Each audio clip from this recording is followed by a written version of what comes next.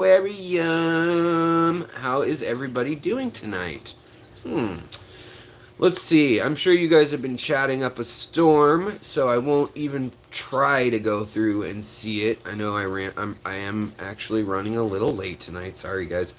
I almost had a panic attack when I couldn't find my Dr. Pepper. I knew I had it, but it had fallen into the vegetable drawer, and that's just not where things go. There we go. That's the ticket. That's the Zoom we like. Let's see if we can keep the phone on there. Alright, guys. So, welcome, everybody. Thanks for hopping in. We got lots of people in here already. We got 36, 34 thumbs up already. Wow, nice. Same amount of the same people. Right on. Going good. We'll let people trickle on in like the water trickling behind me. Tennessee H2O, T-Bones, Dragon Lair, Bob, Mridgel, Catfish Terry, yeehaw! Devarium, Machine, let's see here, W. Marion, Peplin Creek, hey, Chubbs, what's up, buddy? John Larson,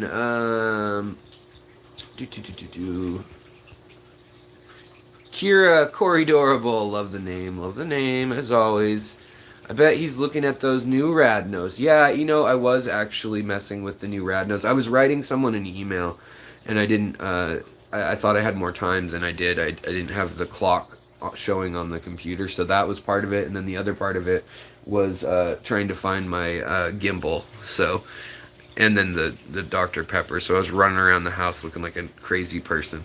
Well, today we're going to be talking about some of the new fish, both morphs and species. So I wanted to go over. I've got articles that I queued up of some of the cool fish that have been discovered in the last year.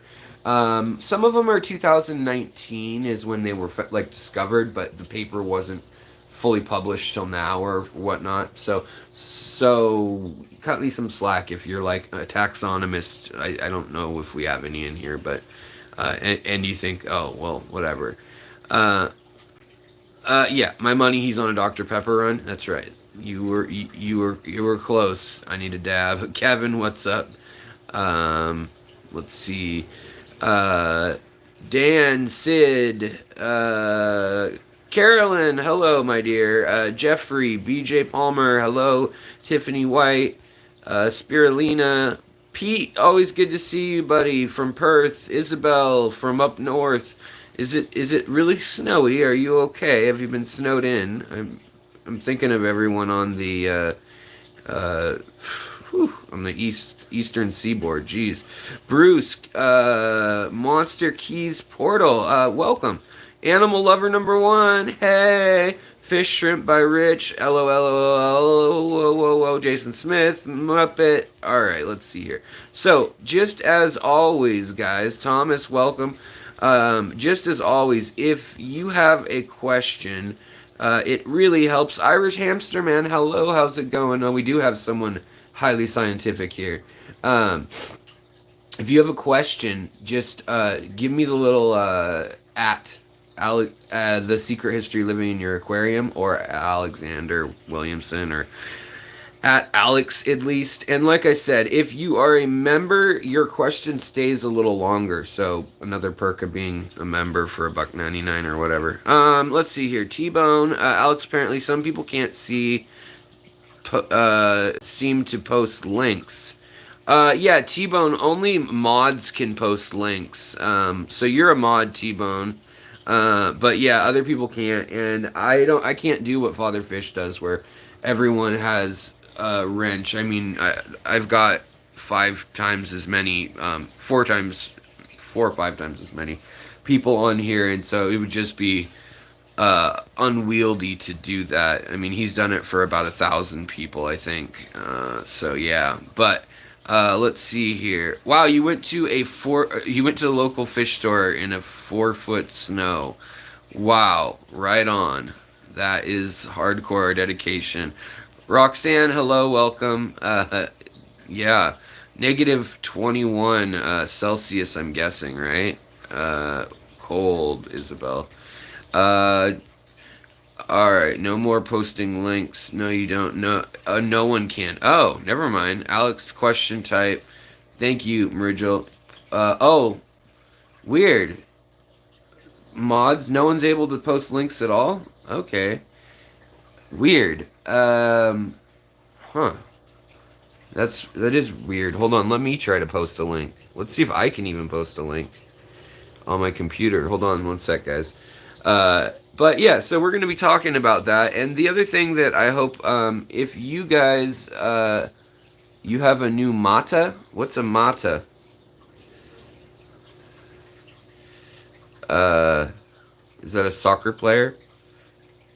What's a mata with you? To become a member, testing, look for my, secret history. Any advice getting peacock gudgeon to eating anything other frozen brine shrimp and bloodworms? They won't eat smaller stuff than brine shrimp like cyclops, and definitely not dry food. Yeah, I mean, what I've done is starve them because they're being brats. They will eat other things. They just need to be hungry enough. They'll live a good week or two without any food. But ooh, there's a male if I've ever seen one. Look at his bulldog head, his blunt head. But yeah, I would do that. I mean, honestly, I wouldn't feed them anything for like 3 or 4 days and then give it a go, see what they do. The other thing is they eat at night. As much as they are out in the day, they like to eat in when it's darker, and I've noticed that's when they'll eat a lot of the little stuff on the floor of the tank, so to speak. I have noticed that. Other side news before we jump into the new species stuff. So I set up another little scape here. Deep substrate again, but it is soil or deep substrate. New heater to try out, a Higer, and then also the light is a Higer. We'll see. And then I've also got a new Aquarium light. Also, this is the other one. I got to figure out how to get this up. There are a couple tricks. I'm going to try them, and then I think I'll make a video of which one's most effective of how to separate substrate from sand. I decided to run CO2 because I've got so many tissue culture plants that are going to be coming in here, and plants, especially crypts, melt really bad. And I'm also going to be making a video on why plants melt, but spoiler alert, the main reason is CO2 and O2 starvation or depletion. They don't have enough. And so, yeah, but we'll have to decide what critters are going in here, other than the Endler, who's just like our test. He's our canary in the coal mine, and he's doing fine. He's doing fine. And then down here, I don't know what we'll do. It's tempting, is right now the way it looks, it's tempting to do like Shelly's or something. In any case, let's get on to the topic at hand. I've waffled on long enough. Why does it always comes in so close to Zoom when that's going on? Apparently nobody can post links. Thanks YouTube, I guess. So that's a bummer. But yeah, that was a peacock gudgeon, 40 years fish, sometimes called rainbow gudgeons. But I mean, I feed mine even like flake food. But the thing that helps transition them when I get wild ones, because I've got like 6 or 7 in there right now, is to put the Fluval bug bites in there. They're made out of like 50% black fly larva, midge fly larva, and that seems to really help. They seem to like that. I'm not sure. Nice, T-Bone. You capped your substrate with sand. Right on. All right. Let's get into it. Does anybody have a fish that they know is coming into the hobby that they've seen and they're like, oh yeah, that's pretty cool? Like, I mean, for instance, the super red plecos. They've been around a few years, obviously, but they're getting a lot better than they were. They used to not be so good. They used to just kind of look, I don't know, dingy, brownish, rusty red or something. And now I've seen some that are like carrot orange to, I don't know. They should probably be called super orange plecos, but there's some really nice ones. At Secret History, New Matano, rice fish from Dan's Fish. They're just out of quarantine. They are nice lines so far. So that's another big one. So, I was thinking in this chat we could discuss things like, new fish in the hobby, to the hobby. I have a hair in my mouth and it's driving me nuts.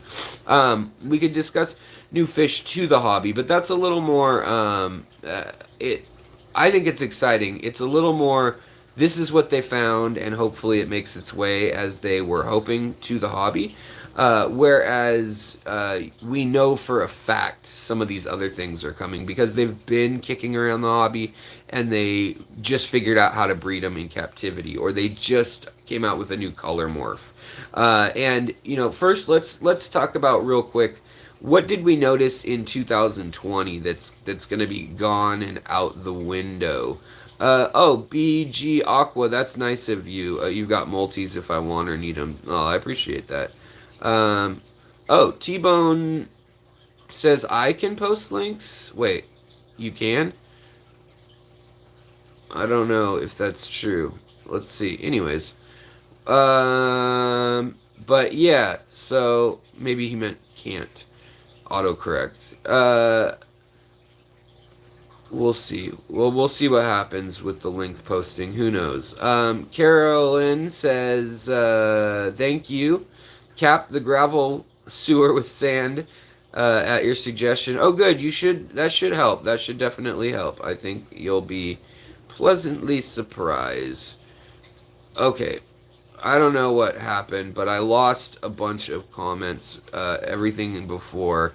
Daman, hello, welcome, by the way. Secret History, is there a new dwarf variant of pumpkin seed sunfish that is coming out of Tennessee? It is the size, there is. It is the size of a convict cichlid. Yeah, so there's a few of those, and that's an exciting one. I've seen some of those. We've got some here in Washington, in Seattle specifically, in Lake Washington, in the state of Washington. We've got some, and I really like them. They're fascinating fish.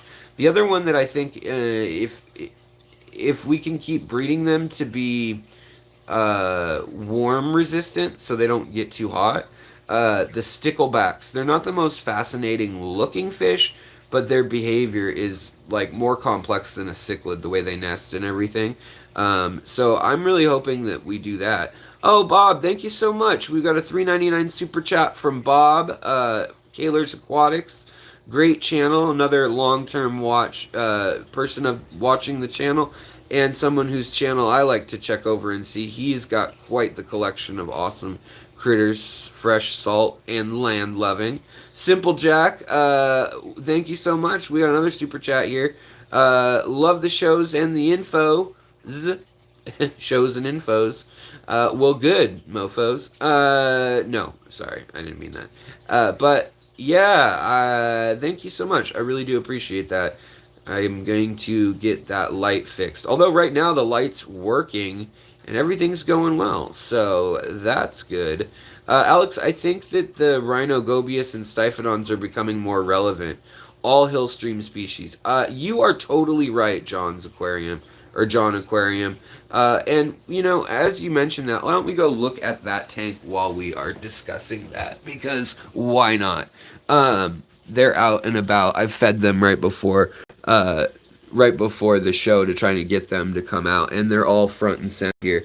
But you are right, and I actually just found a few articles. I've got 5 species of stiphodons here, or stiphodons. I don't know how you want to say it, but these guys are awesome. There are 38 recognized species right now, and they're suspected to be probably double that, if not triple that we just haven't identified yet. And these are mostly the females that are super bold and out. The long stripe down the side is generally the female trait on most of these. But right now, the one you're looking at on the leaf, that's a Palawan riffle goby. And each of these Pacific islands, it turns out, seems to have its own goby in the stiphodon family, all the way out to kind of American Samoa and French Samoa area.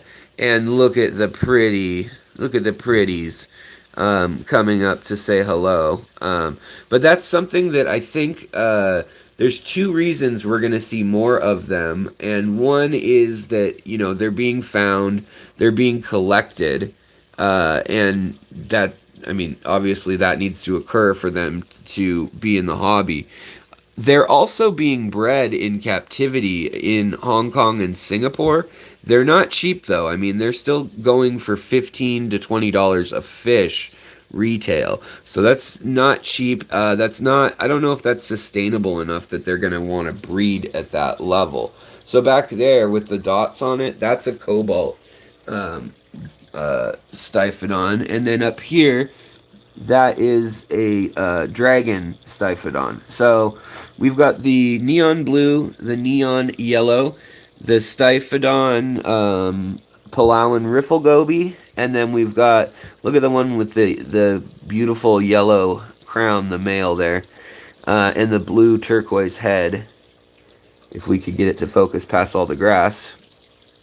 So then we've got the cobalt, and the Palawan ones have kind of a rattlesnake diamond pattern on them. But these are all relatively new to the hobby for being outside of specialists. And so when I say new to this and some of the species we're going to look at pictures of and talk about, some of them are going to be new to the hobby in the sense that you just couldn't find them before. Like, yeah, maybe someone like Gary Lang had some of the rainbow fish that were around, but maybe or maybe, you know, there's somebody who collects just these gobies and they have a bunch of gobies, but you can't go online and just Google them and figure out where to get them, that kind of thing.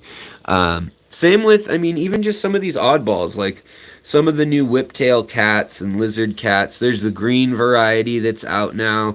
There's also a purple variety that I've seen listed, which I think is just a color morph of the red whiptail. So that's not probably a new species, but these guys do breed in captivity, so that's a possibility. But what we're seeing a lot more of is that we're seeing a comeback. Sorry, I'm just reading comments and talking at the same time. We're seeing a lot more fish that are freshwater fish that spawn and their larvae goes into salt water. And before, we just didn't keep them in the hobby. There's a Palawan riffle goby right down there with the dotted line to the tail. We're seeing a lot of species, whether it's puffers and things. We're seeing brackish species, but now we're seeing the brackish hill stream, where the adult really can be in fresh water its whole life, which, you know, great. Well, its whole life other than when it's born right away. But look at this male. He is the alpha of this little group. This is the neon gold stiphodon. And he's a beauty. He had his fins up there for a sec, but his turquoise on his face is really showing. I think he is in spawning mode, but he's colored up, and some of the other males have colored down. And I think that these guys are just growing on people. I think that people realize that, yeah, they're tiny, and yeah, they're expensive right now, but I mean, they're really fascinating, and they're fun to watch. They move very uniquely, these longer fish, and we can't have chana fish, which, you know, snake tails or snakehead fish, things like that. And I think that because of that, a lot of the world has those, and they're incredible in their color and diversity. And so cheers to you if you guys can have them in your country, if you're watching and you can have them. I love those, and I would love you guys to share with us your Chana snakeheads that are pets. Some people can catch them in the U.S. and even though they're invasive, and then keep them as pets because they're exist. But the other thing that we won't be seeing, but they just discovered, is they just discovered over a dozen species of walking catfish in Borneo and in Sulawesi. And they can walk for up to 12 hours and walk for 12 hours on land without being wet. It just needs to be over 80% humidity. So when it's raining, they just take up and start walking. I guess those fins are made for walking. Alex, the sheepheads pupfish should be in the hobby. They are very cool fish, different than most fish. Yeah, no, I agree. And I think that, I mean, we're going to have to make it happen, guys, because you, me, everyone in here, we are the fish nerds. We are the fish hobbyists. And if 3 or 4 of us start breeding something or talking about something, it makes its rounds all around the country and people hear about it. So, I mean, if it's a good idea, if it's a cool fish, if it's hardy and we like it, make it happen. I mean, go about trying to get it and see if you can do it. Yeah, there are high dorsal whiptail catfish too. Black, white. There's also the brown ones too, the like mottled color ones.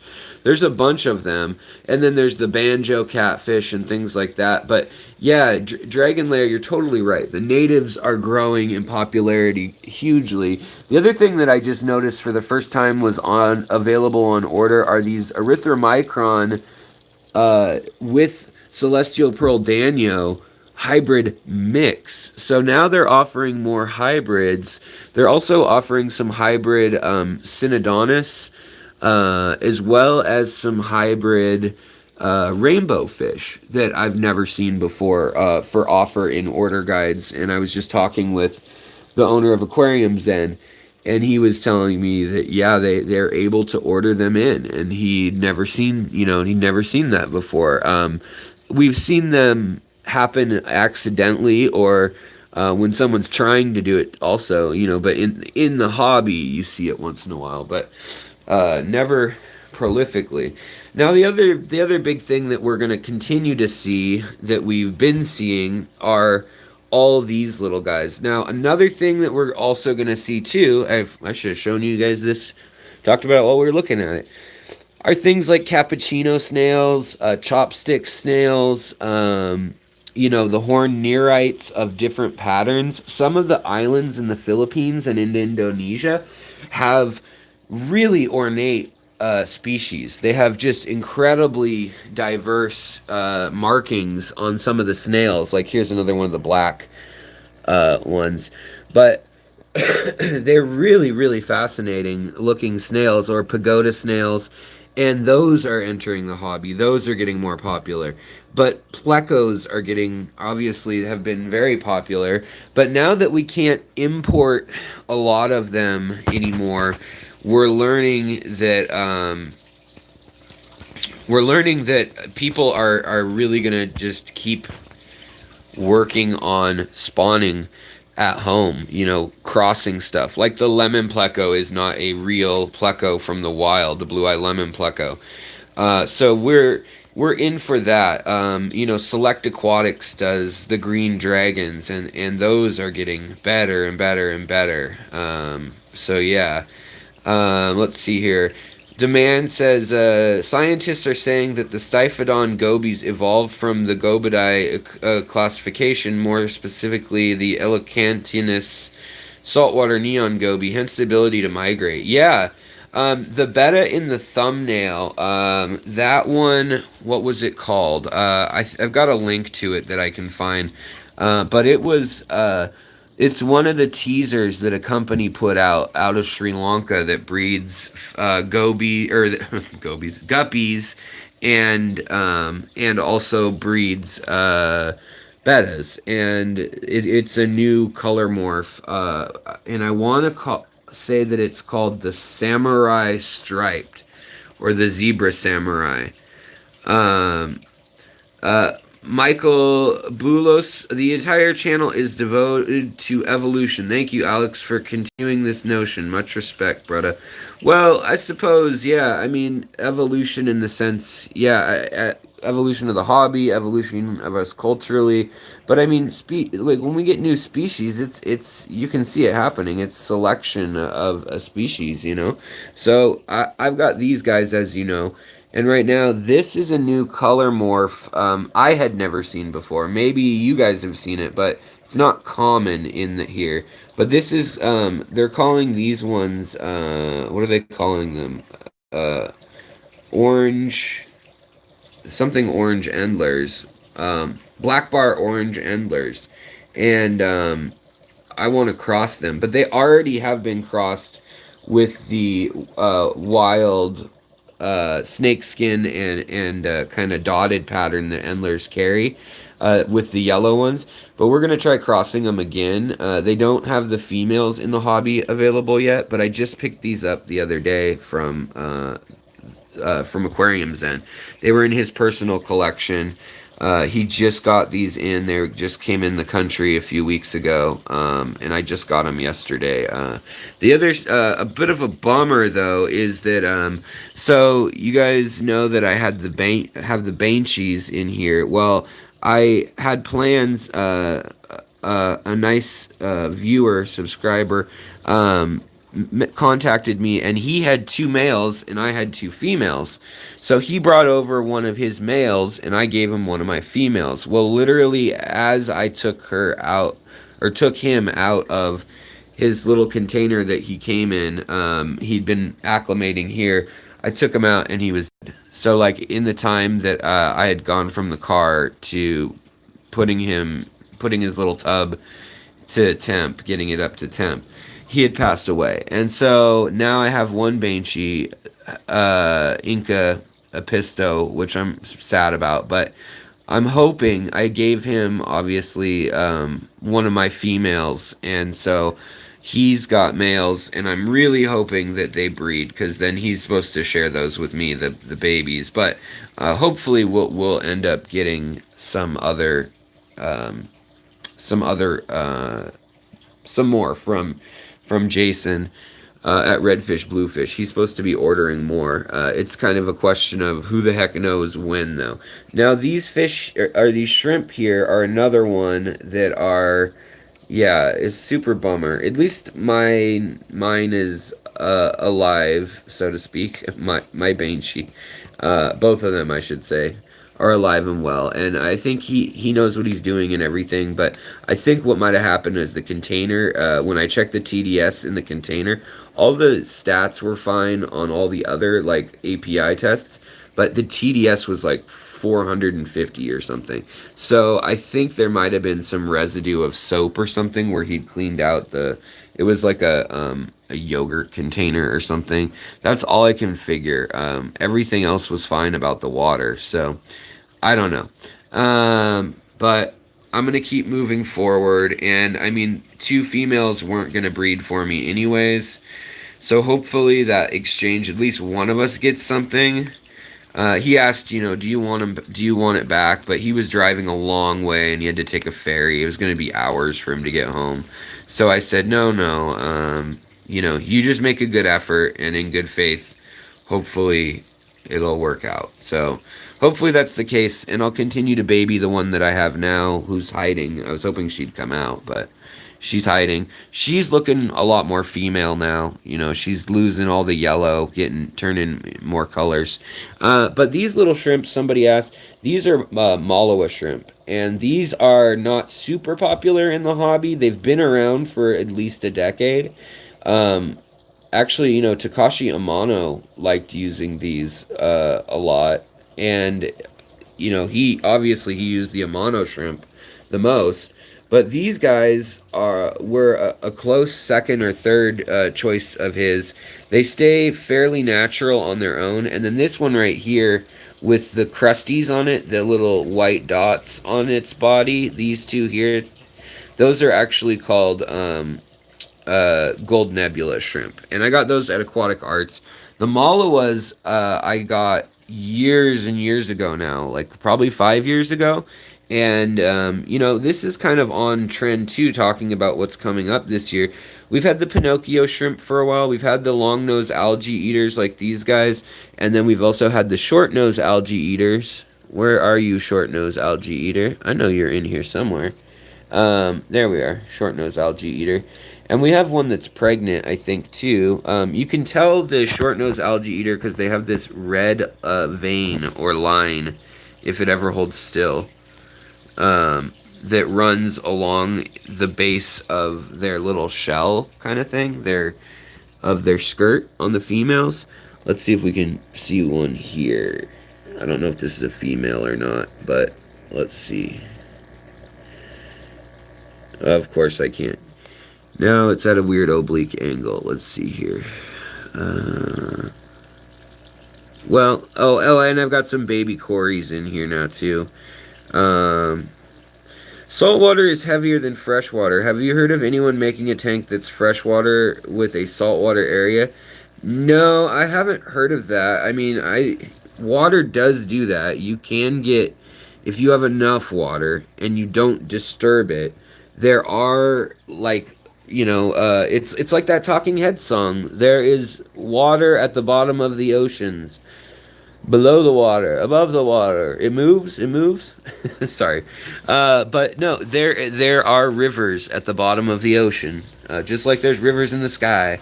And yeah, you get freshwater ponds and rivers at the bottom of the ocean. Now that's under pressure also, so I don't know what the deal is. I'm just trying to show you guys the skirt on these things, and I just don't see it happening. So I'm gonna give up on that. But yeah, there are fresh waterfalls. How did I get here? Yeah.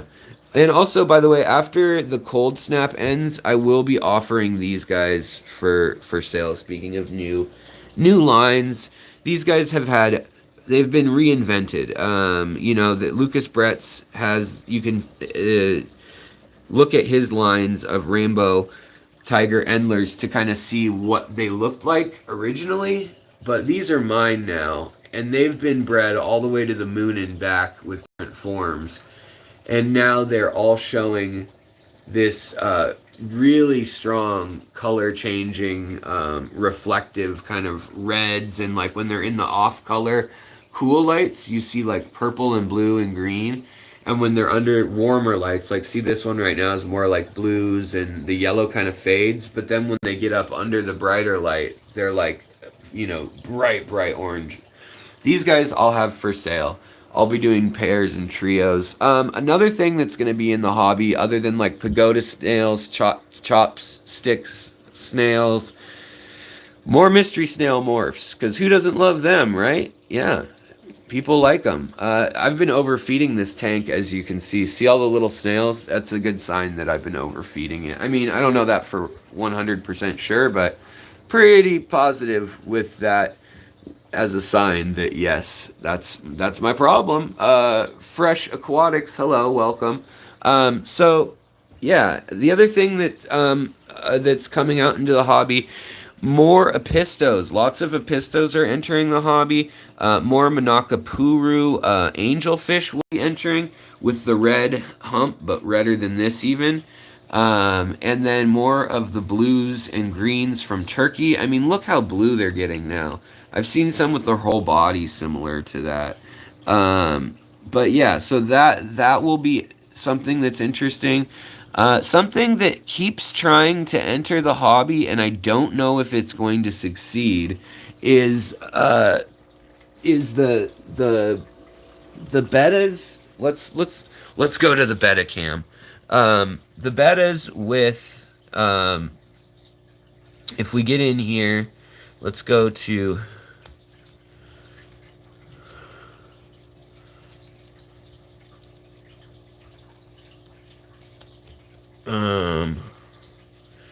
these guys. And when it gets really extreme and they can't even move very well, the ribbon, the crown tails that are kind of ribbon, stuff like that. I don't know. I think they're definitely breeding them overseas, but I don't know if they'll be a big hit here. There's something that's a little bit. Hold on, let's get this set up so that I'm not moving at all, and that way we can surf the web together a bit, guys. Um, let's see here. Do. That's not what I want to do. Do. All right, you guys, you gotta hang tight. Pardon the mess. Do.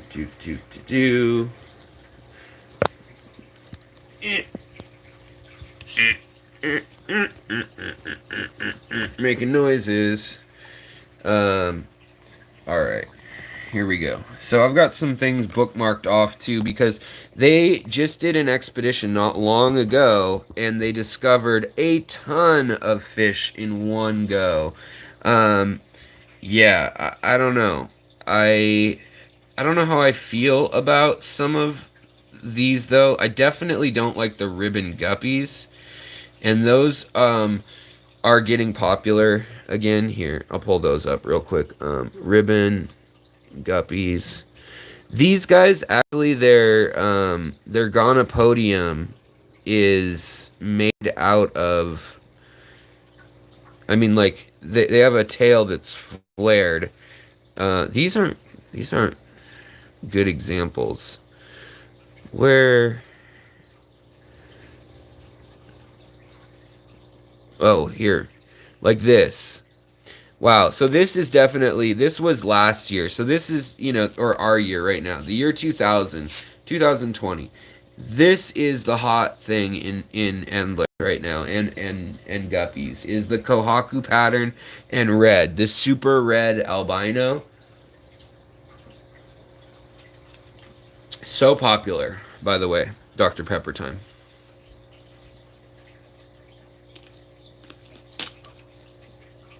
And I think that the some of the ones that I've had, literally they have like a fin that comes out here that's their gonopodial fin, and it's super long, and I just don't think that's kind to the fish. They can't swim very well. These things get nipped a lot, and then they get sick. So I don't know if they're gonna take off or ever get that popular. But I just saw Sri Lanka Guppies 2021. They just put out their little promo thing. Not that one. They had a promo thing up about a lot of these Dumbo ear guppies and things like that. So the ones that are designed, see how they're designed with the Dumbo ear turned sideways? These are going to be much more popular. We've seen these with the metallic snake skins and the rainbows and things like that. But they're doing these in like the Thai flag colors, or French, or there's a ton of nations. Italy that uses red, white, and blue. But the point is that they're big enough for a pattern up here with their dorsal, and then they're also big enough that their tail has a color you can see, their head has a color you can see. So they're really designed to be seen from above, and I think that's cool. It kind of follows trend with the Medaka rice fish, honestly, yeah. So let's see. SCS Custom says, those aren't new species. Bettas live in ditches and rice paddies overseas. To catch bettas, they live in ditches and rice paddies underwater. I don't... What? I don't know what you're saying. But bettas, yeah, they occur in the wild, but a wild betta does not look like a crown tail betta at all. There's about 100 species of bettas, give or take. You guys all know that the alien betta, I'm sure, especially you betta enthusiasts, that is, I mean, this is the new, yeah. Yeah, people put out videos of catching bettas in a hole with Mentos and Dr. Pepper and Coca-Cola and blah blah blah, all these things. But these are not one species. These alien bettas, they are new, and I've seen them around this year already. Now we're starting to see these color morphs, and people are crossing them with the glow light bettas, which I think is cool. I mean, I don't really tend to love like all that stuff. It feels a little kitschy or a little, I don't know, unnatural. But for me, I do think these are very bold. I can see why people really, really like these. And they're getting better. They're made out of 5 species, is what I've been told by someone who knows some of the overseas breeding projects. That it's not just like little farmers working on this project either. This is a concerted effort by breeders that are spending hundreds of thousands of dollars to get these lines going. Look at that one. That's gorgeous. I think that's a beautiful fish. Um, so yeah, I mean, some of these are, they're stabilizing more and more into a line, but they're a mix, and you can see the earlier stages of them sometimes. Like this one has clearly been cut with a mix of some other betta that doesn't have such regimented line fin. So remember we talked about how the Fibonacci sequence is how things are packed in the most efficient way, and scales are done that way on fish. They're always going to be either in sets of rows of 2, 3, 5, 8, what is it, 13, whatever. The Fibonacci sequence, you can look it up. But it's same with pine cones, same with sunflowers, when you look at the center. But you see how regular and regimented this is? That's, a trait of the fish species. And so they're working on those little consistency things. And there's I know the Machaensis bettas, they've bred in with those, and then they've also the Splendens, and also, well, so there's about 6 or 7 that I've heard kicked around, but yeah.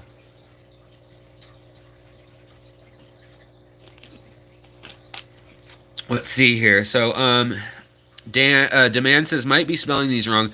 Betta species for alien. Betta imbelis, Sparinga, Splendens, and Machaensis. Yeah, those are some of the ones I've definitely heard, but now they're cutting in even more.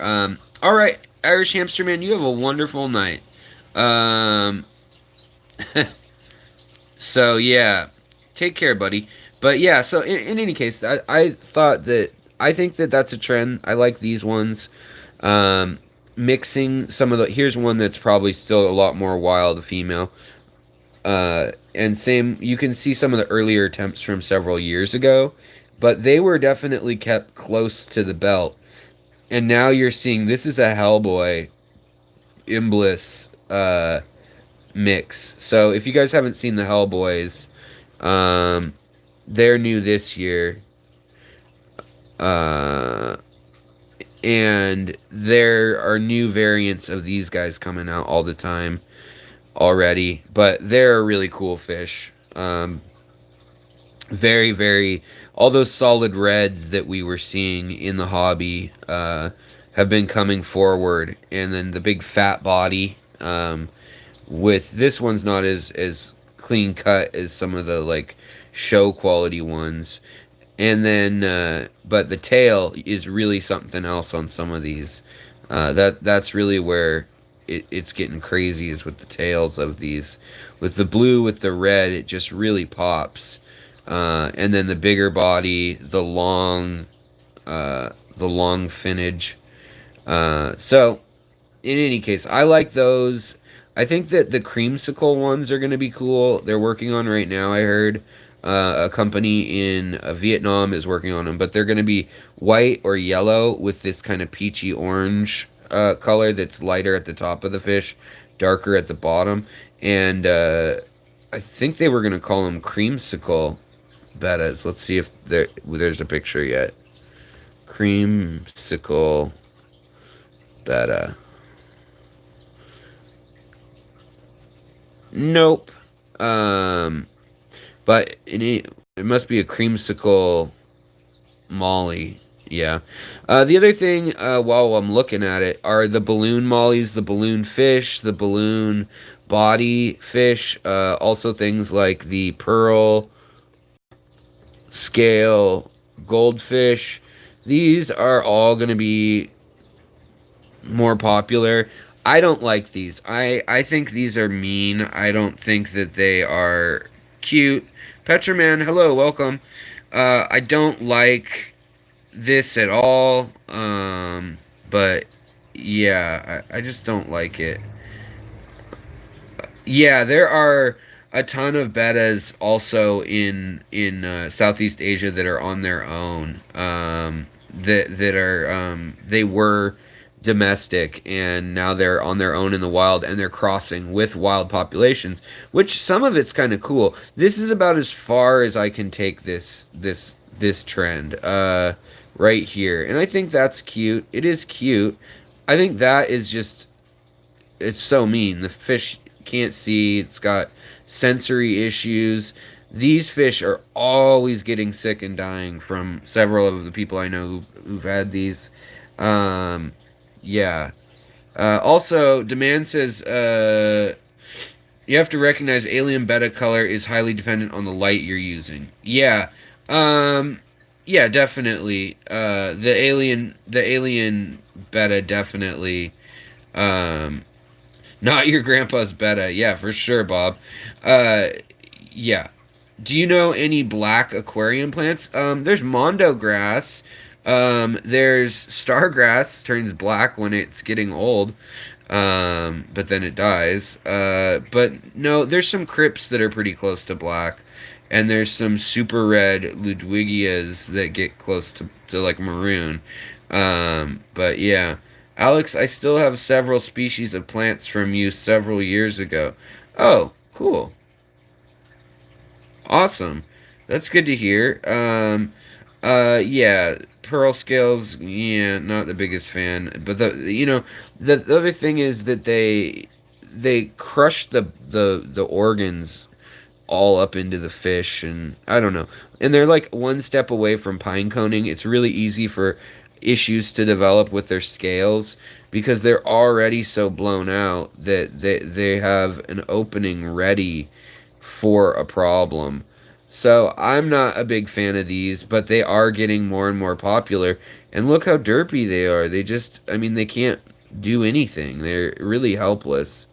Um, so yeah, I'm not a big fan of the whole pearl scale slash ping pong goldfish, even if maybe they do look cool.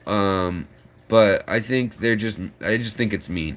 Uh, and I think as a hobby, we kind of have to decide where we want to stand. But yeah, balloon mollies, that's a good question. I think it depends on how far they've taken it. The short body molly, I think is one thing, like these kind of deal, where it's still got a big body cavity.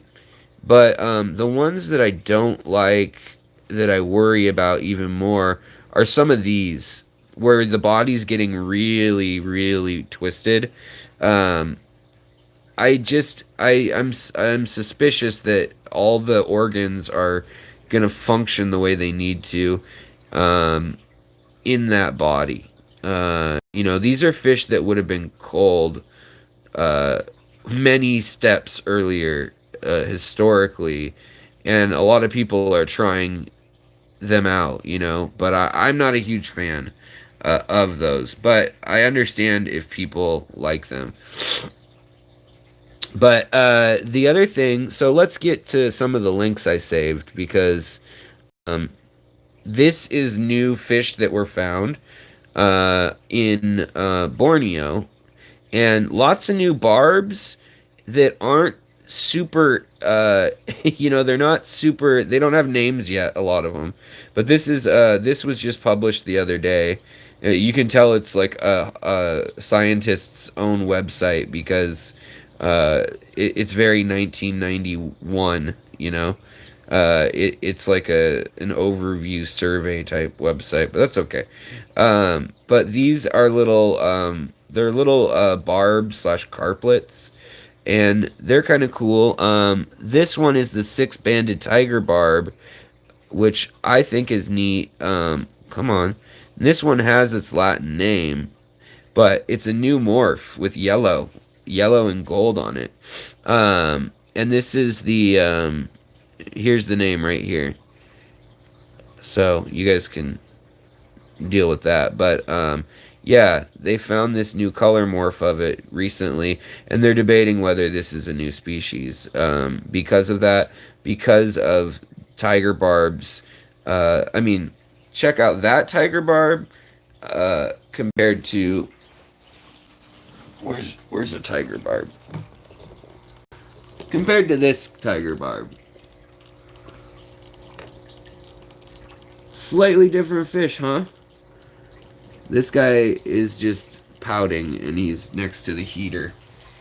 I don't know why. I guess the other ones aren't. I was gonna say if they're all hanging out by the heat, it's an issue, but no, they're not. All right, sorry. I know you guys are gonna get sick.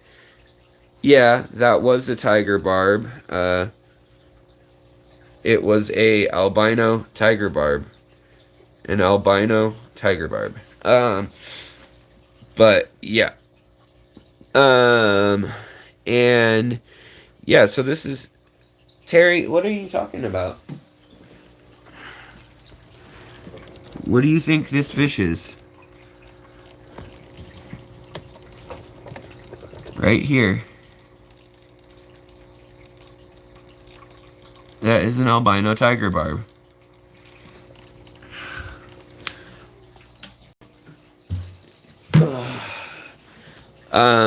And Terry, the point is this is a new species, Terry, and this is what its Latin name is, and it's being called the six-barred tiger barb. Yes. So I don't know what you're talking about, but yeah. So new color morph. Also, you guys have probably seen the Denison barbs or Denisone barbs that are the gold ones. Those are getting really popular. Albino creatures do have red eyes. True albinos. True albinos. I don't like. I don't like a barb denier. So you know, I don't like the true albinos a lot of times because they have health problems. So actually, it's a leucistic barb, but we call them albino in the hobby. But yeah, but the one in my tank is they would call it an albino tiger barb because of the white and cream or peachy orange color to it. But yeah, so for members, I can link some of this stuff. Some of these aren't like completely new fish. It's new variants, and then they have to argue amongst themselves by counting, you know, dorsal rays or whatever, like up here, trying to figure out what is what. This is not a convict. Cichlid. Cracking me up. There are 5 genetic types of albino. Yeah, there's like leucistic, melanistic, there's codominant. I mean, there's a bunch of different things that can happen. But so this one trip, over 40 new fish. And the other thing that they're showing a lot of are these new Halfbeaks too. That's a mouthful right there. But there's all sorts of new Berserk Gorilla. Hello, how's it going? But I think they should really do something cool with these. They should work on breeding them and getting a little more color in them. You know, we've got the gold wrestling Halfbeaks, but you can see the color here. Those ones that I had that didn't do so hot, they were similar to these. But when you go to the store and look to buy a Halfbeak, a lot of times you'll find that it's not actually the Halfbeak that they're claiming it is. There are a lot of species, and only now we are starting to get a look at them. Bob, this was from Ecology Asia, but it was from a professor and student that upload, and it's got a bunch of critters from their Southeast Asian, basically that the university was doing. They would take groups of kids out, and then they would. This is from a Venezuela. Um, this fish is found now in Asia, the peacock bass. So they're talking about the Orinoco peacock bass now has been established in Southeast Asia, but it kind of has a different morph, you know. So, but yeah, this is from a student and a university professor that, and you know, I don't know what country it is where they're spelling gourami like that. Maybe someone here knows if that's like a Canadian thing, or in England do you guys spell it that way? I don't know. Um, Crown tail half moon guys. Hey, we were just talking about you. Oh, and then the giant gourami are also awesome. But in any case, so there's all these new fish, and they made a discovery. Let me pull it up here on the bookmarks. Um, do do do do do do do. Do I have to go all the way down here? Uh, the other spot where they found a bunch of fish is in the gats of oh gosh, hold on. Let me forget that this happens. Let me turn this off real quick. Where is my pop-up blocker? Someone's probably going to be quicker at this than I am. I'm not quick at this. How do I turn it off? Do I go to this thing? Pause? How do I pause it?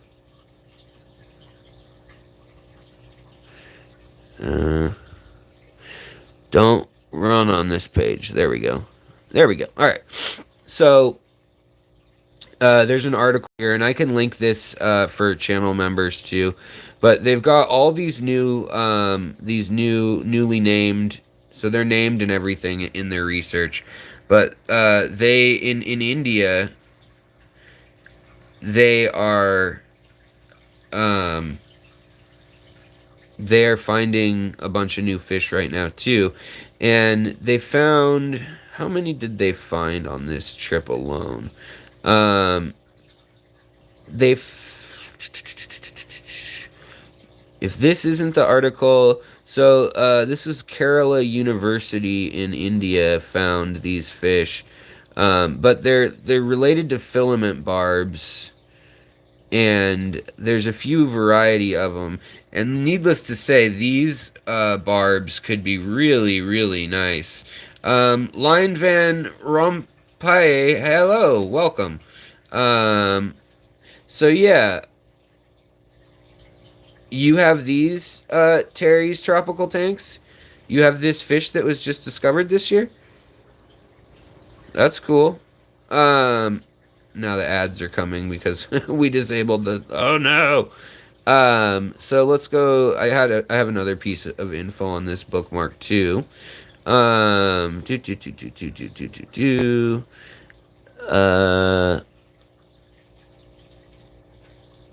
Is this the one?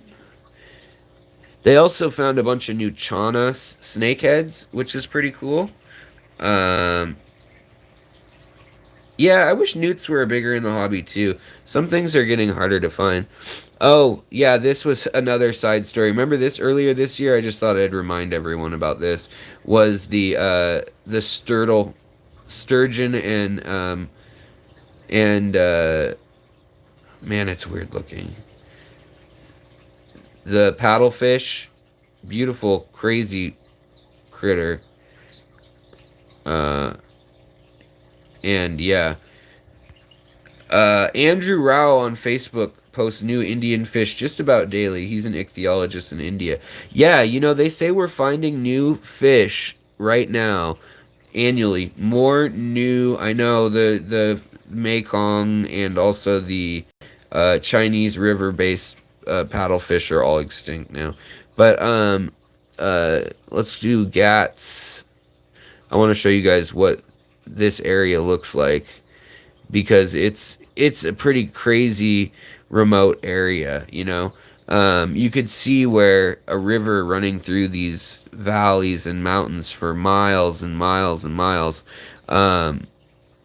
where this could have some really, really remote and unique animals, especially when something like this floods. You know, you get these little streams and you get little lakes and creeks that get fed in this way. Alan, thank you so much. Bought a 90-gallon tank today. Paludarium waiting to happen. Right on.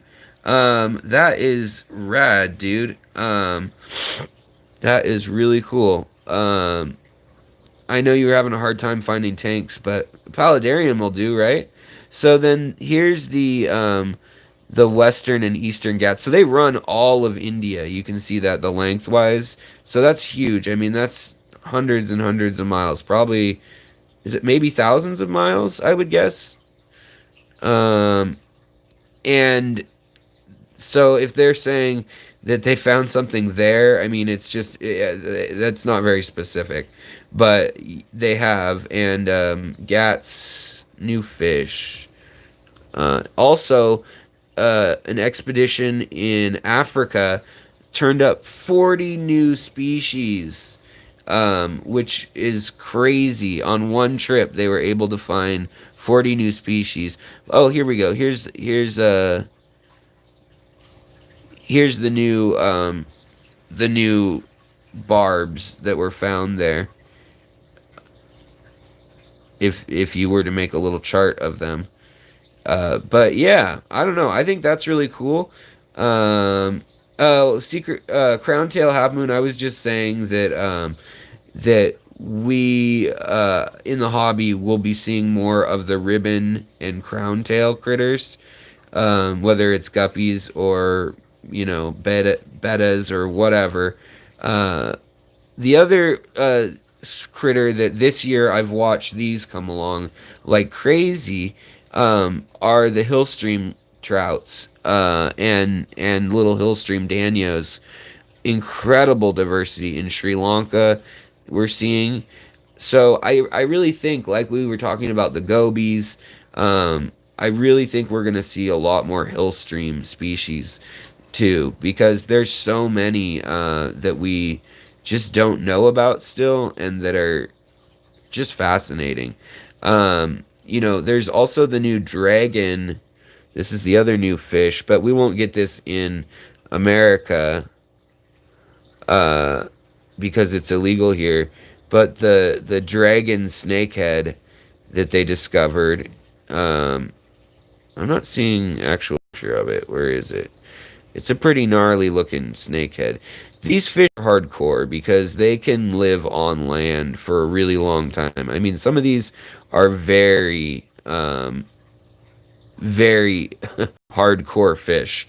Some of them get like up to 3 feet long, and they can live out of that. That's got to be fake, right? Yeah.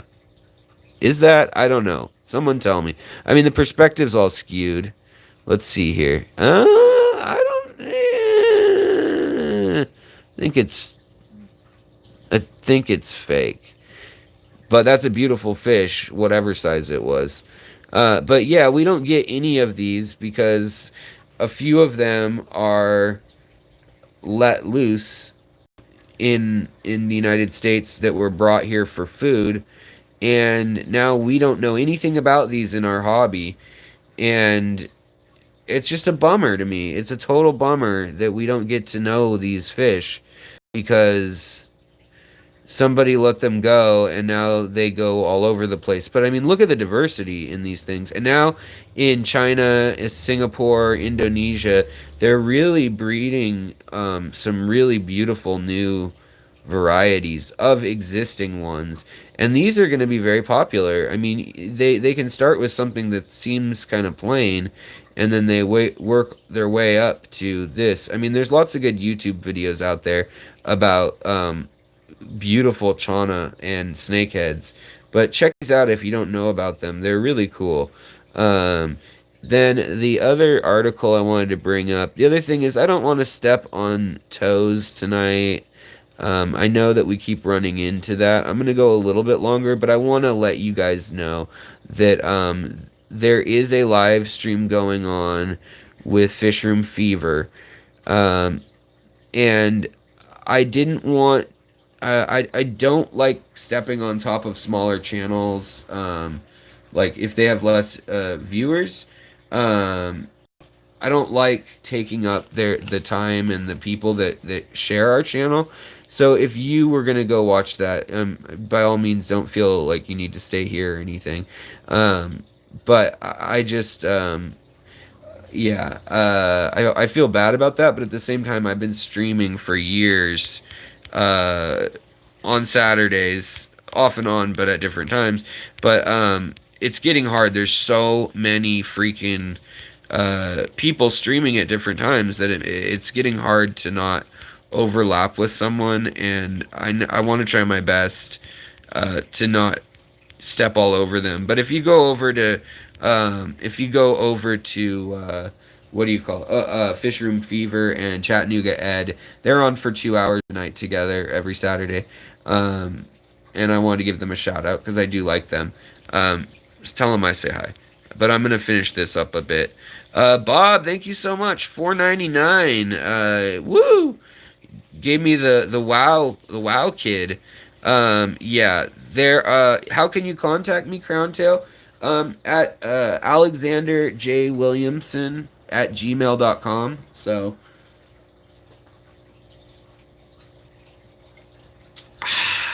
that's probably the best way. Or you could just open a Dr. Pepper, and usually I'll come running. Usually. So this is an article. If you look it up on National Geographic, you'll find it. This is the dragon-headed snake fish, but they talk about the physiology of the fish in here and like how it's able to um, walk on land. This one lives underwater in a cave system specifically. That's why we hadn't seen it yet. But they recently discovered this. It's lost some interesting features. It's got like the vestigial stuff going down. But yeah, so let's see here. Um, yeah, Bob, I remember when you were a small channel. Yeah, this time last year, I was smaller channel. I was at 9,000, and 2 years ago, I was at less than 4,000. So, I mean, it takes time. I'm going on 5 years now, and 3 of those years, I was only a couple, like it took me, I think, a year to get to 1,000 at least a year. And then to get to like 2,000, it took me like 2 years. So definitely, I want to give a shout out because they deserve credit. But I also want to just kind of not totally cut this off either. You guys have the knowledge. The power is yours. But I won't be sad if I see people peeling off in numbers. Let's see here. So, here we go. This was the article I was looking at. So, over 40 new species of fish. This is from Maria Kohut. She's an ichthyologist. This came out at the end of 2019, but they're still sorting through this. And this is one lake in Africa. I don't even know how you say that, but Mweru. Mweru. And, hey, Ginger, what's going on? Good to see you. Yeah, your first 100, I'd say your first 500 subscribers are the hardest. You can usually cobble together 100 friends or friends of friends or people liking you back if you like their channel or subscribe to their channel. But it's getting quality, good people in several hundred to me that was the hardest part. But I mean, I've been chipping away at this, try to do it every week, a couple times a week, and put out new stuff. I'm really, I really care that you guys enjoy what we're doing and that, yeah. But yeah, so Species observed in Lake, however you say that, Mweru, are cichlids, but they're very diverse. 40 unknown cichlid species. Also in the lakes of Lake Bangweulu in Zambia. But they didn't find the diversity in that lake. So what that kind of tells me is in these rift lakes, some of them have been cut off from floods and things like that, and in other places they haven't been. Now, the thing that is difficult with this is they're not showing. It's frustrating. Is they're not showing a bunch of. I don't have anything to show you, but keep an eye out for some of these new species. Where can I find the best recipe for sand substrate similar to Father Fish? Father Fish just put out a video called his method. But I like personally, I like getting pool filter sand. Pool filter sand. This what is it? HFH, HTH. That stuff. It's kind of like sugar sand from like Florida. My very favorite sand, though, is from the Washington coast, from the salt water. And it's so fine, but it's quartz and silica. And I kicked the dust off by flooding it a few times. But it's so fine that it really, even an inch and a half cap, you see the detritus is working its way down. And then underneath that is ADA Amazonia, but you can see the line where the oxygen stops, and it's not even half an inch deep. And so for me, I can get that anoxic filtration that you need for that longer term filtration in the same amount that with this coarser sand, I needed to use probably 3.5 inches of this stuff. And I went gravel sand, or I went sand for half an inch, then pea gravel for an inch, and then in that, on top of that, I put another layer of sand, a little bit, but of really coarse sand, like paving, construction sand.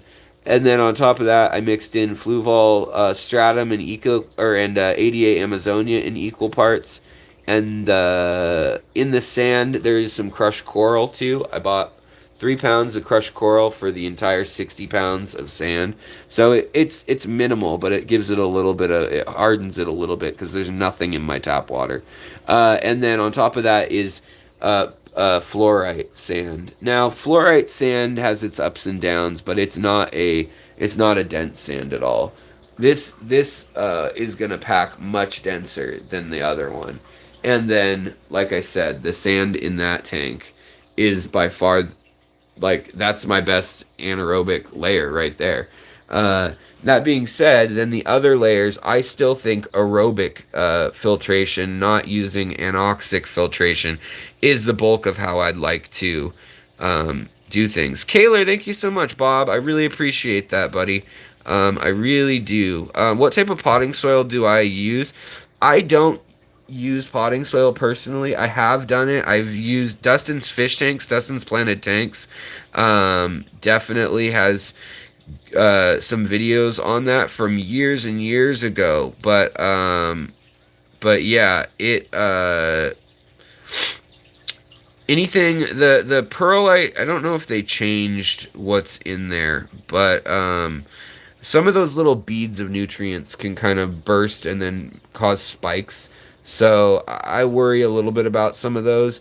But if you're capping it with sand that is fine grained or that can be compacted, then you're separating the nutrients and the substrate and the plants pretty well. So as long as you're not digging through that and you have a good 2 inches or inch of sand that's compact, then you're good to go as far as that's concerned.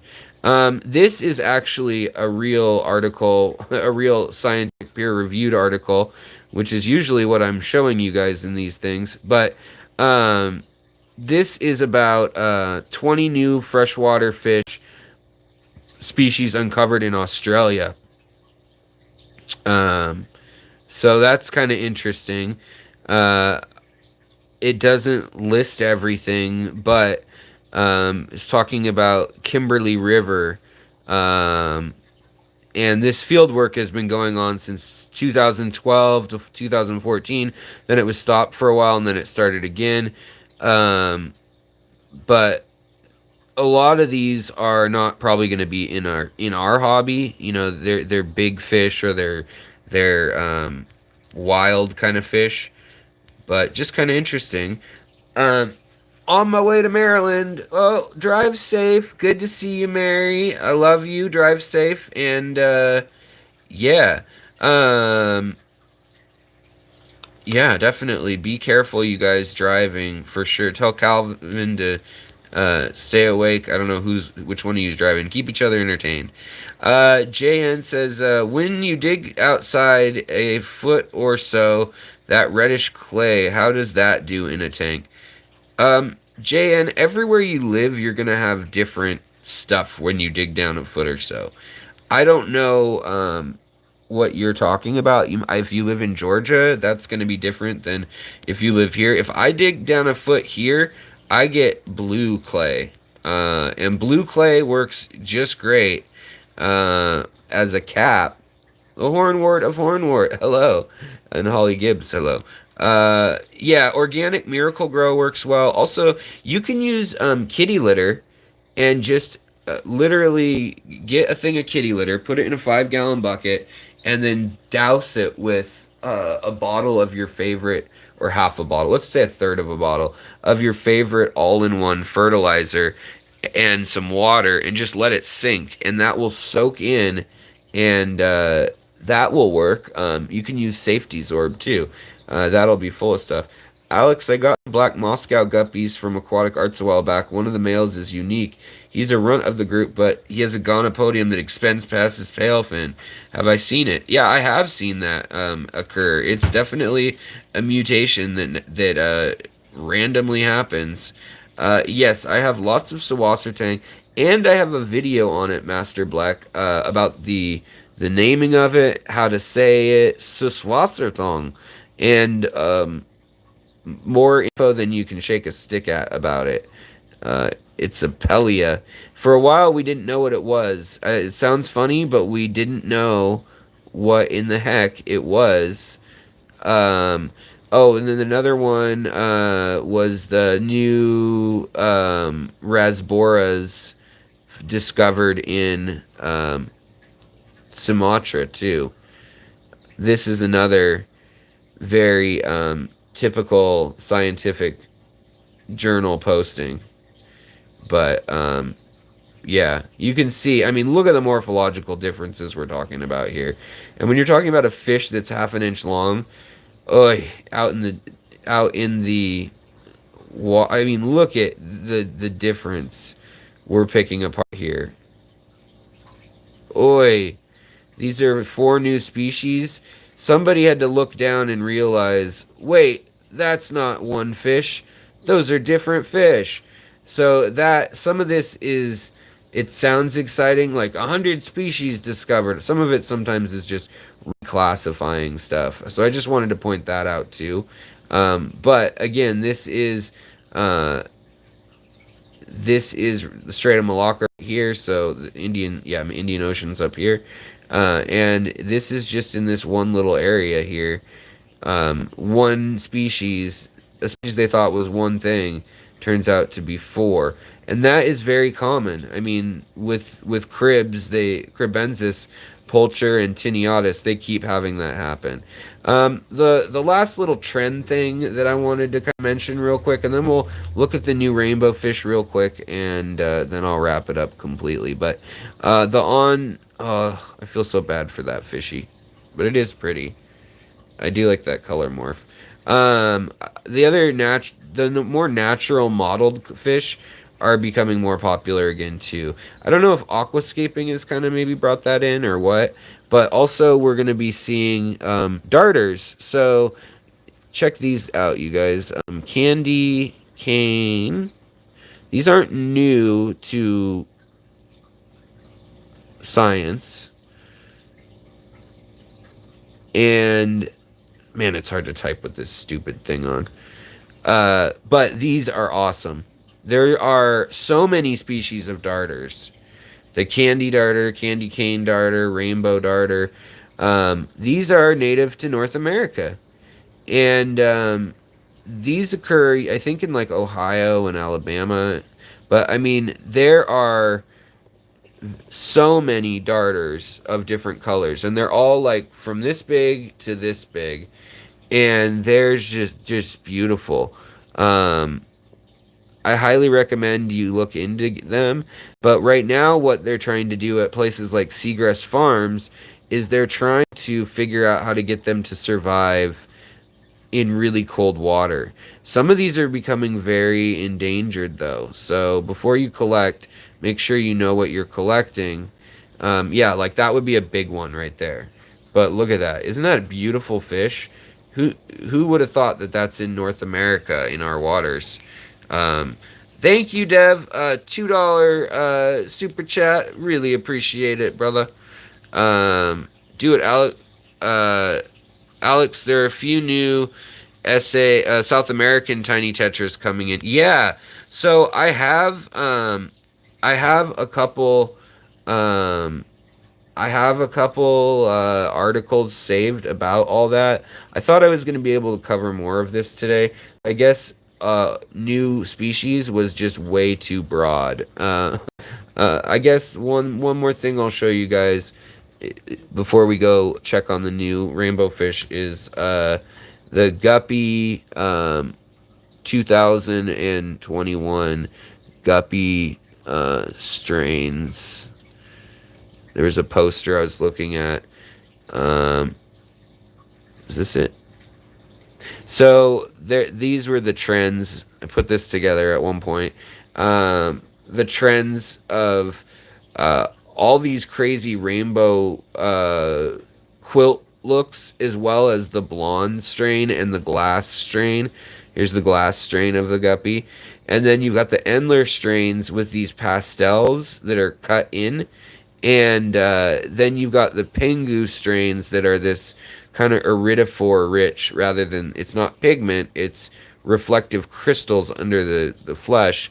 And then these blonde genes are this other interesting tone, as well as melanistic. So these are traits that they've been around, but now we've been able to genetically isolate them, and now we're able to apply them, and we're going to see all new guppies that we haven't seen before. Wow, look at this Betta. That's crazy. All new guppies we haven't seen before, like these here with the clear traits, those kind of see-through ones, or the red ones we see obviously with the super red. They start with an albino, and then they it's like leucistic or leucistic, because see, here's what the female would look like.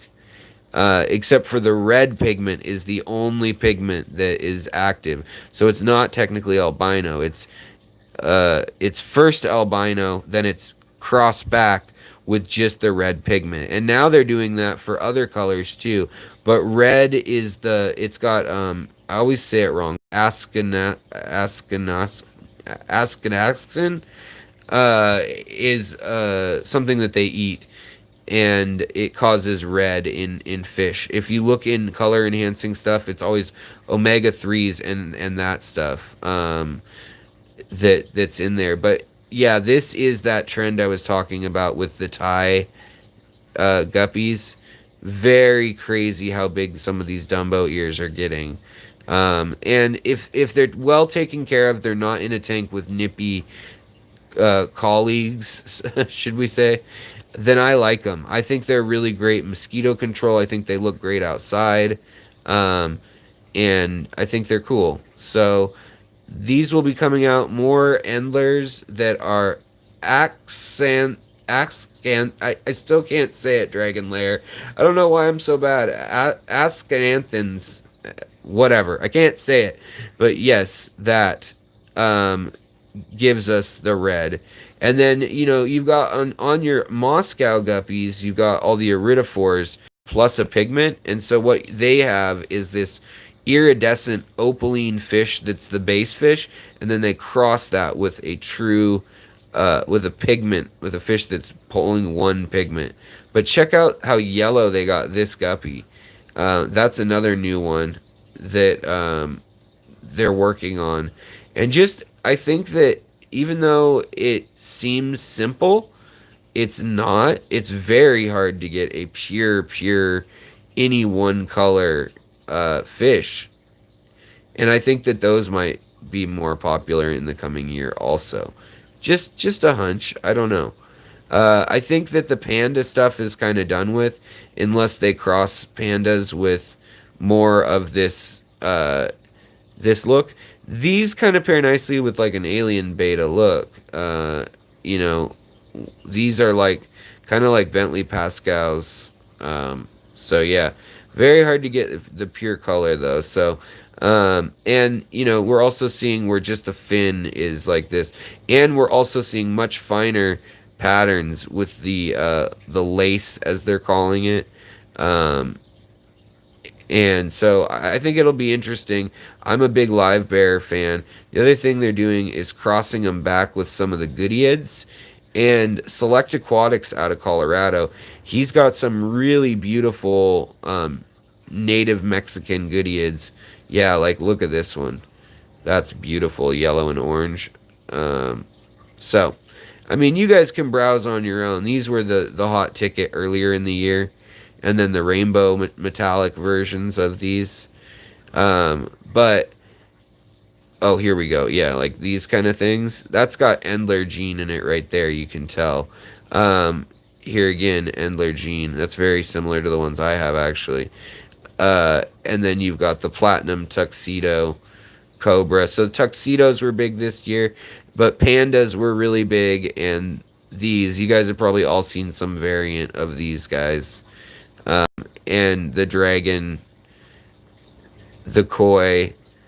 I like the koi. I think they still have a ways to go with the koi. And the real ticket will be getting the Dumbo ears and things. Then another thing that I think is just going to be super popular is they've isolated the gene. I know I said one more thing, but I had so many things I wanted to talk about. I'm sorry, guys. They isolated the gene for platinum stuff. So with CRISPR technology and all the new genetic muddling that we're doing in the hobby, like check out like a platinum leaf fish. So I had a picture of one of these, but like, you know, your typical leaf fish looks like a freaking leaf. But now they're breeding. They know how to genetically turn on the platinum, which is different than albino. And I really do like platinum. They die in the wild like instantly. We've been seeing it with the Bichers and with some of the plecos and things. But they're getting really good at it. They're not just getting these leucistic versions of things. So we're going to see more of that. And also we'll see more of like platinum gar. Florida is working on these. And I think these are beautiful. They're going to get 4 to 6 feet long. So good grief, Charlie Brown. Oh, whoops. Good grief, Charlie Brown. Good luck keeping those. But they are beautiful. And yeah, so they've got it down, it appears. I mean, you can see they've got... Someone's got a tank full of them. So they have a lot of babies. Like thousands and thousands of babies at once. And they've also done it with the paddlefish. Now they're working on... They got the Florida one. The other one they've got is... I saw a platinum red tail catfish crossed with a giraffe catfish. Which... you get some interesting, weird hybrids going on. Some look pretty nice and clean, but these are all going to be coming. This is what they would normally look like, by the way. These get huge. They sell them at Petco, PetSmart, you know, for $5 to $10 this big, and they look cute, but don't do it unless you know what you're getting into. These are not little tiny fish. These are Jeremy Wade sized fish that eat small children for breakfast. So yeah, but there's a lot of hybridizing going on, a lot of platinum going on, and a lot of selecting specific genes that we hadn't seen before. So those are kind of the big trends I see coming in fish. Obviously, there's new species that are always going to be coming, and you know, that's that. But we'll take a look at the rainbows, and that's that. Then I'll let you guys out of here. You'll be allowed to leave. Let me set this computer down. All right, and my Dr. Pepper. Oh, true romance. Platinum Danios, yeah. Lucas had them. I saw that. I love the platinums. So here's the new. I mean, they're not new. They're new to me. New to. I haven't ever seen them for sale in shops, but the new Radnocentrics rainbow fish, and they color up both front to back, and they color up top to bottom depending on their mood, and then they can do both at the same time. Like, that's a male there doing it horizontally. The other male was doing it see, he's done it the other way. He's done it vertically, where his belly's light color and his top is dark. So it's interesting. I don't know how they control that, but their sparkling purple iridophores are so bright on these fish. They're like little jewels when they move around. And from above the water, they're really nice looking too. And this is maxed out. These are adults. I got these as adults. So I think Hillstream and more rainbow fish will be common. I do. And also more of the iridophore fish. You know, these guppies have not just white, but iridophore showing. Also here, these are the gold nebula shrimp. They've bred so prolifically, these and the malawas, that I can literally keep them in with gouramis and these guys. These guys aren't colored for spawning, but they just, I'm waiting for it.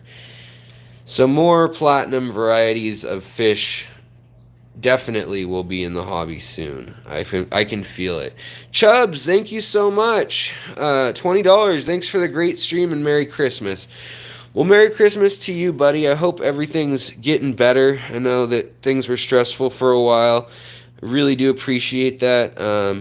I've got a bunch of plants to plant tonight. I got some tissue cultures and then some new plant cuttings that were swapped for. Just I did some plant for plant trading, drop off on the porch kind of thing. So that should be fun, and I should be finished planting my Aquascape. But thank you so much tonight, super chatters, assistants, mods and friends. Thank you so much. I appreciate it, Bob. Always good seeing you in here. Also, guys, Fish Room Fever and then after that, Chattanooga Ed, they're together for 2 hours. But if you don't have anything to do and you feel like doing something, you can always hop over there. How did you get in there? I've got a pencil fish who joined this fish. Oh, she had her babies. She hadn't at the beginning of the stream. Holy cow. Holy cow. Look at all those babies she has. 1, 2, 3, 4, 5, 6, 7, 8, 9, 10, 11, 12, 13, 14, 15, 16, 17, 18, 19, 20, 21, 22, 28, 29, 30, 31, 32, 33, 34, 35, 36, 37, 38, 39, 40, 41, 42, 43, 44, 45, 46, 47, 48, 49, 50, 51, 52, 53, And she may have more. 53. I don't see any stillborns either. Holy cannoli. What a way to end a stream. All right, guys, thanks. I guess I have a few of these blue panda guppies to hang out with now. The blue doesn't show up live very well. But the males were bugging her, and she was so pregnant before the stream that I just tossed her in there. So, wow, that is a lot of babies. It's like 60 out of one female. And they're not teeny. These are like decent sized babies if you look at the other one. So, all right, guys. Well, I will talk to you later. Again, thank you guys. Take care of your critters and the people around you and your plants and tanks. And of course, take care of yourself so you can do the rest. Yeah, the pencilfish does want a sample. I'm curious if the pencilfish doesn't seem to be interested in anything but getting out. Which we can accommodate right now. Although I'm kind of worried that if I even... Come here. I don't want to get the babies out. There we go. All right. Babies. Get out, pencilfish. Get back in, babies. All right. There we go. Two babies did just escape into the tank. Oh, well, I think I might have enough. What do you guys think? We'll get Mom out of there soon. She might still have a few more babies to have. But, yeah, 63 or however many that was. She's got a lot of babies in here. That's crazy. She was big, though. She was a big one. All right, guys, I'll talk to you later. And I'll probably see you over in the... a Fish Room Fever over in John's stream. I know I totally ran into his time, but I was having such a good time with you guys. Sorry, and apologize to him. All right, guys, take it easy. I'll talk to you later. Bye.